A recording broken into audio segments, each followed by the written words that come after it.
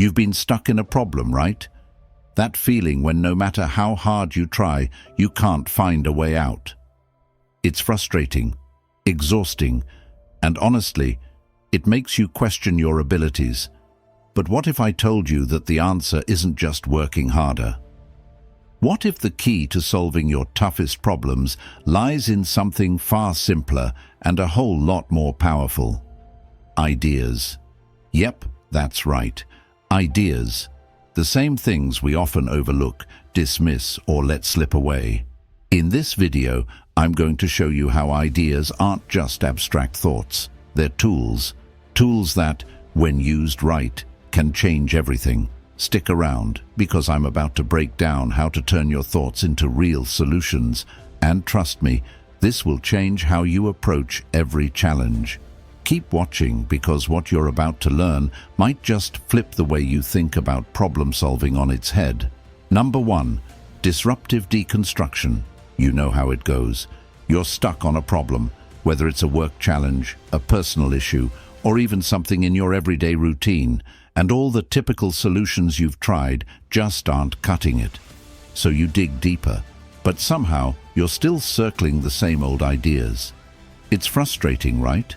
You keep pushing the same buttons, expecting different results, but nothing changes. Now, what if I told you that the key to solving this problem doesn't lie in more ideas, but in destroying the ideas you've been holding on to? Trust me on this. It might sound a little radical, but sometimes the best way to move forward is to break everything apart first. You've probably been there. Everyone's telling you the same solution, your boss, your friends, even your favorite Google search results. It feels safe, right? After all, everyone agrees. But here's the thing, following what everyone else does? That's a surefire way to stay stuck. So imagine this. What if you threw all that comfort out the window and questioned every single thing you thought you knew? What if you intentionally set out to tear down the solution everyone else accepts and built your own? Sounds crazy, doesn't it? But that's exactly what I'm talking about with this strategy. Disruptive deconstruction. This is not your average think outside the box nonsense. No. This is about breaking the box apart entirely. When you're faced with a tough problem, ask yourself, what would happen if I completely disregarded the usual way of doing this? It's about questioning everything. The process doesn't just encourage you to think differently, it challenges you to unthink what you've been taught. That's how real change happens. And here's the kicker, people are often too afraid to do this because it feels like uncharted territory. But trust me, that's where the magic is. It's uncomfortable, yes, but the discomfort means you're onto something big. Let me give you an example of how this works in action. I remember once working on a project where the team had hit a wall. We were trying to come up with a marketing strategy for a product launch, and no one could agree on a direction. Everyone was pitching the same ideas, safe, predictable stuff that we all knew had been tried 1,000 times. So I threw a curveball. What if we completely ignored the target demographic for just one day? What if, instead of aiming for what we thought they wanted, we just went all in on something totally different, something nobody in the industry had ever attempted? The team looked at me like I was crazy. But you know what? It worked. We ended up targeting an entirely new audience and turned the launch into something totally unexpected and wildly successful. The best part? It was because we dared to deconstruct the norm. Now, you might be thinking, okay, cool story, but does this really work for me? Absolutely. This is about you taking control of your circumstances. It's about reclaiming your ability to choose how you approach the problem. Too often, we let the noise around us dictate what we should do. We become passive players in our own lives. Disruptive deconstruction is about flipping that narrative on its head. It's about taking the time to really think about why you're stuck, asking yourself what's keeping you in that box, and then deciding, consciously, to break it down. It's not just about finding a solution, it's about reclaiming your space, your peace, and your dignity in the process.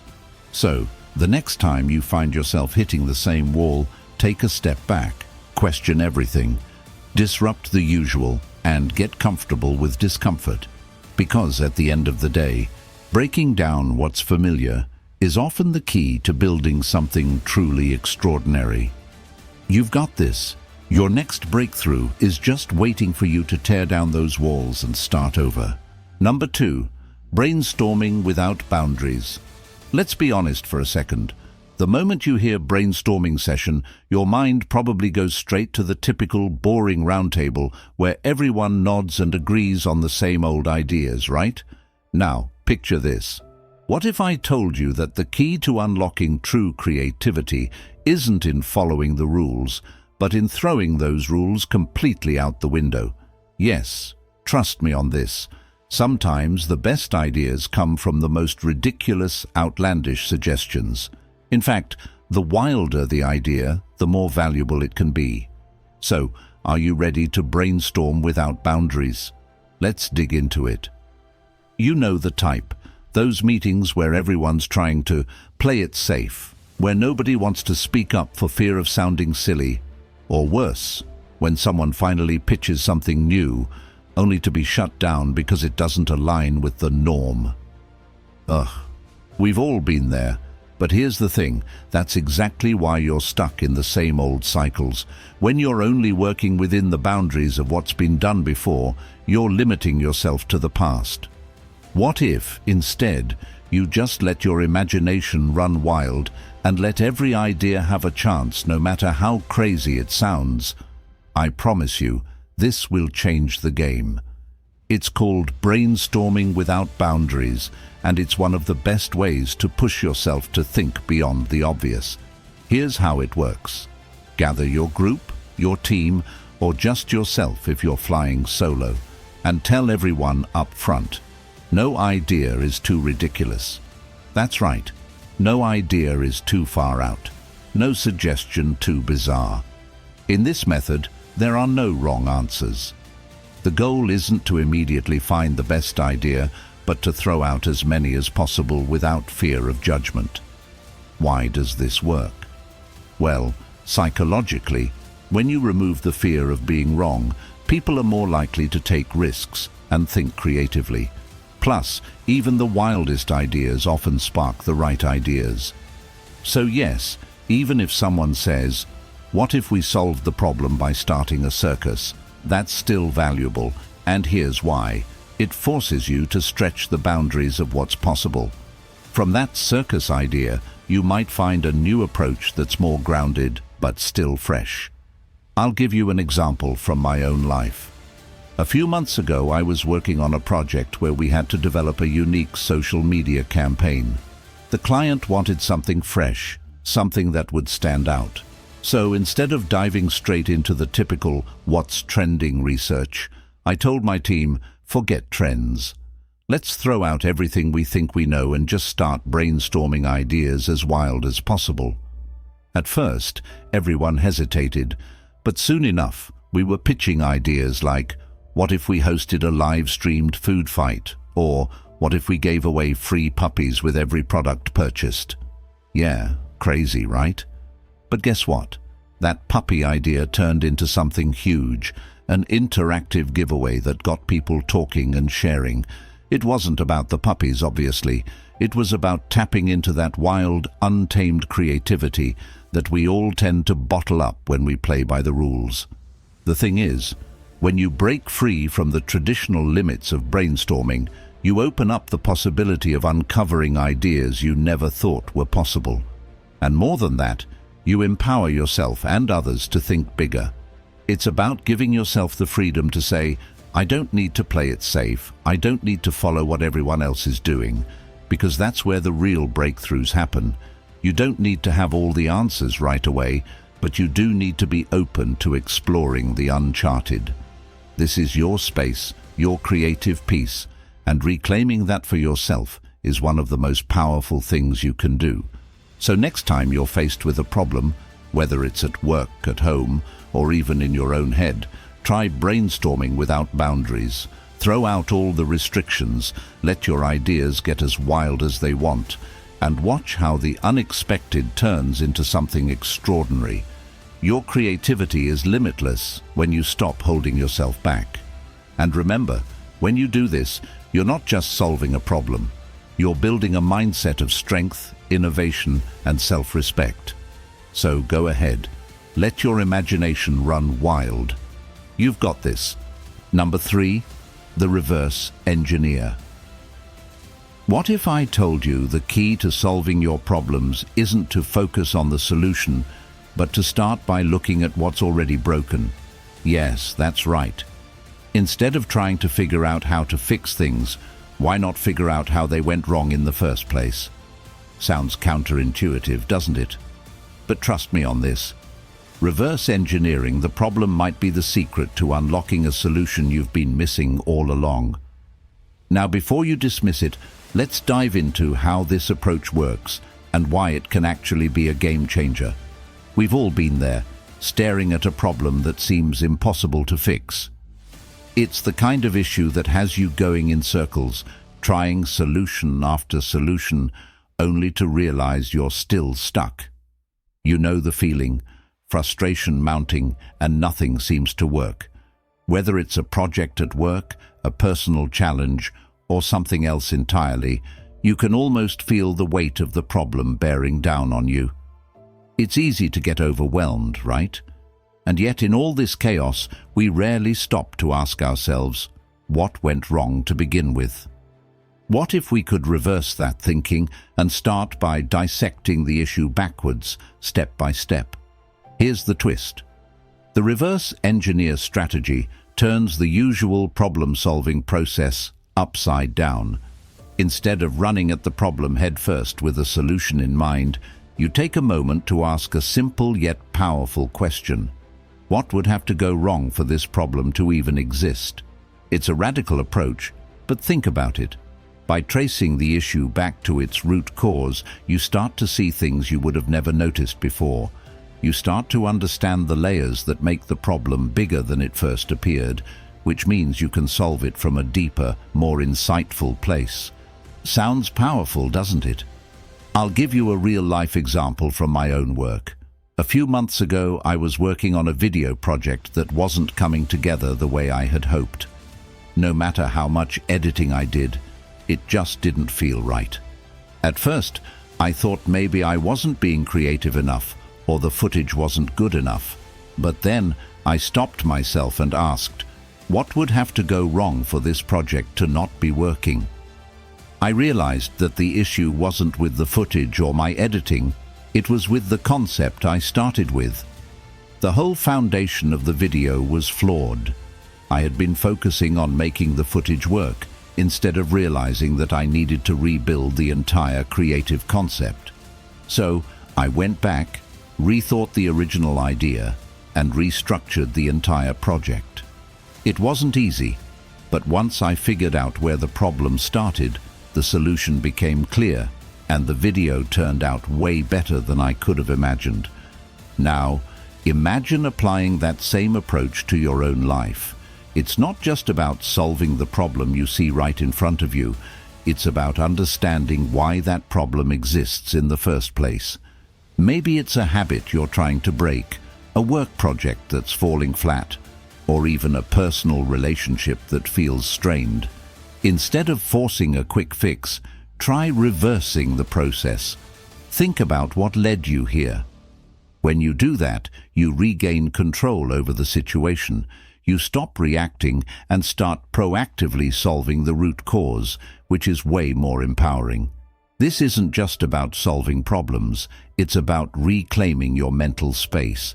It's about saying, I'm not just going to put a band-aid on this situation, I'm going to understand it on a deeper level, and then I'm going to fix it the right way. Because when you reverse engineer your problems, you're not just fixing what's broken, you're learning how to prevent the same issues from happening again. This gives you back your peace, your confidence, and your sense of self-respect. So, the next time you're stuck, don't just rush into the solution. Step back, think backwards, and find out what went wrong to get you where you are. Reverse engineering isn't just a strategy, it's a way of taking control and empowering yourself to approach problems from a place of strength and understanding. Because when you understand the root, the solution is just a matter of time. Your clarity, your confidence, and your power to fix things are all within reach. You've got this. Number 4, doubt the obvious. What if everything you've ever been told about how to solve your problems was wrong?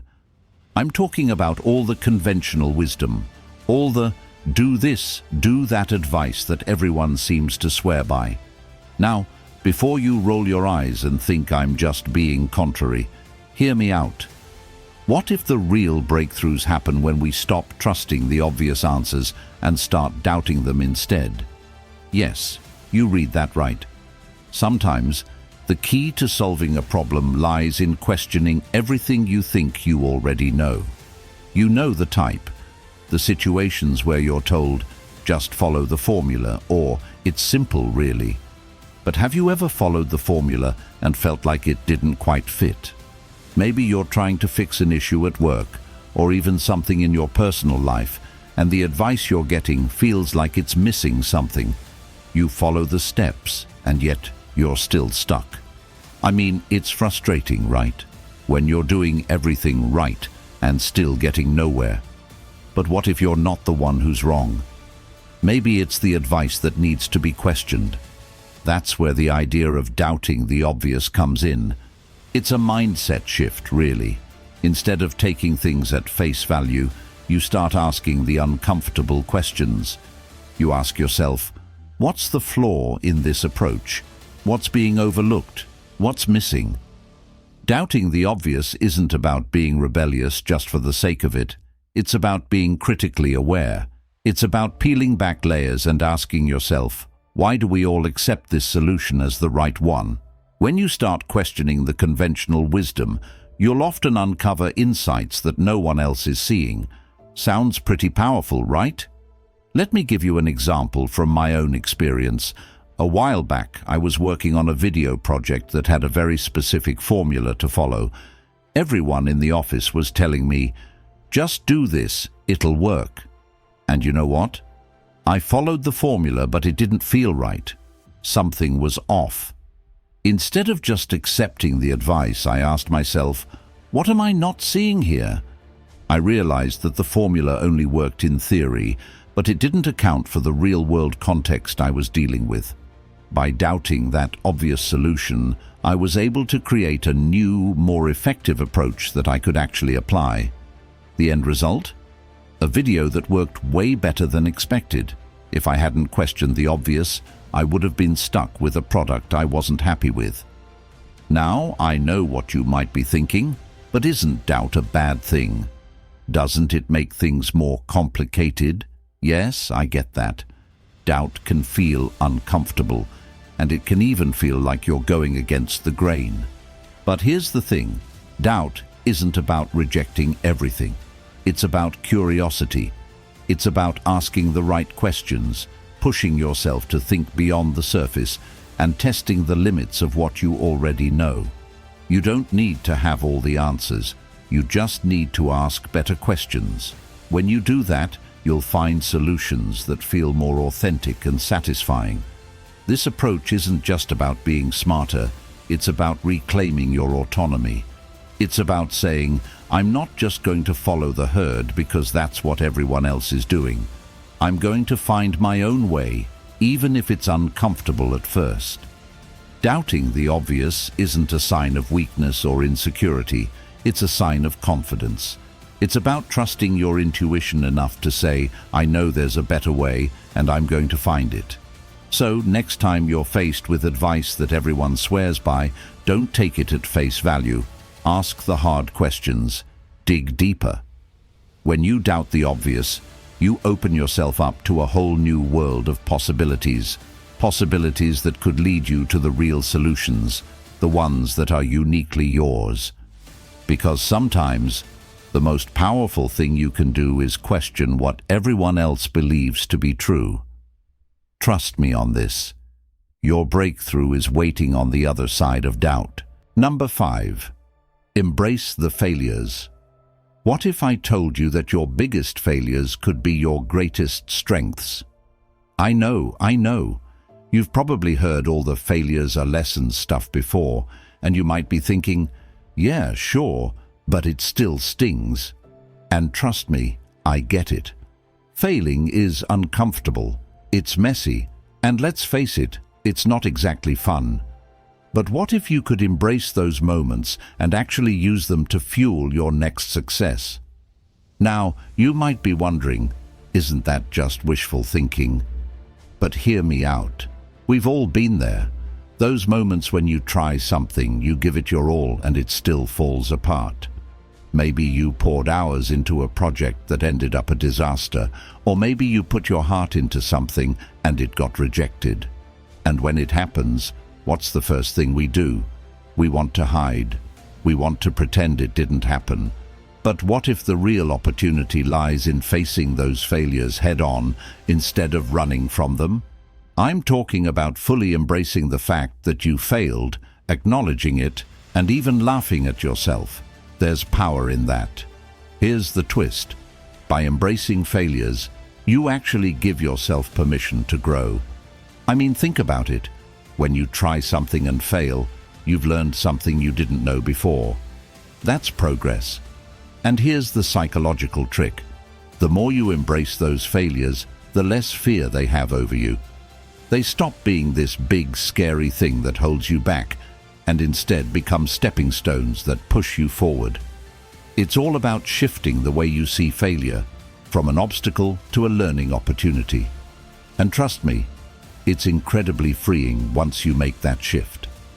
I'll give you a real-life example from my own experience. A while ago, I worked on a project that I thought was going to be a game changer. I had all these ideas, everything was coming together, and then, bam, it was a complete flop. At first I was crushed. I wanted to hide under my desk and pretend it never happened. But after I took a step back, I realized that I learned so much from that failure. In fact, I learned more from that one project than I had from any of my successes. I figured out what went wrong, what I could improve, and most importantly, I realized that failure didn't define me, it refined me. It was like this unexpected breakthrough that I couldn't have had any other way. So, here's the thing. When you embrace your failures, you start to reclaim your peace. It's about not letting them dictate your worth. It's about understanding that you're not perfect, and that's okay. You don't need to have it all figured out, and you don't need to always succeed. But you do need to keep trying, keep learning, and keep growing. Now, I get it. When we fail, it's tempting to go into defense mode. You want to over-explain yourself, justify why things didn't work, or even blame outside circumstances. But here's the deal. Stop. You don't need to explain or justify your failures to anyone, least of all yourself. Embrace them, own them, and move forward. This is about freeing yourself from that constant pressure to be perfect. It's about reclaiming your space and your dignity, and recognizing that you have the strength to fail, and fail again, and still keep going. So next time you fall short, don't run away from it. Lean into it. Embrace the failure, learn from it, and let it push you to greater heights. Because remember, failure isn't the end of the road. It's just the beginning of something bigger. Your space, your peace, and your dignity are all yours to take back, and that journey starts with embracing the failures that make you stronger. Thank you so much for watching. I really hope this video gave you some fresh perspective on how ideas can be the powerful tools you need to solve any problem. If you found this helpful, don't forget to hit that like button. It really helps out the channel. And if you're hungry for more content like this, be sure to subscribe so you never miss out. If you know someone who could use a little inspiration or a new way to tackle challenges, share this video with them. I'd also love to hear your thoughts. Leave a comment below and tell me about a time when an idea helped you solve a tough problem, or maybe how you've been applying this mindset in your own life. Let's keep the conversation going. Remember, the problems you face aren't roadblocks. They're opportunities for your best ideas to shine. Keep creating, keep solving, and I'll see you in the next one.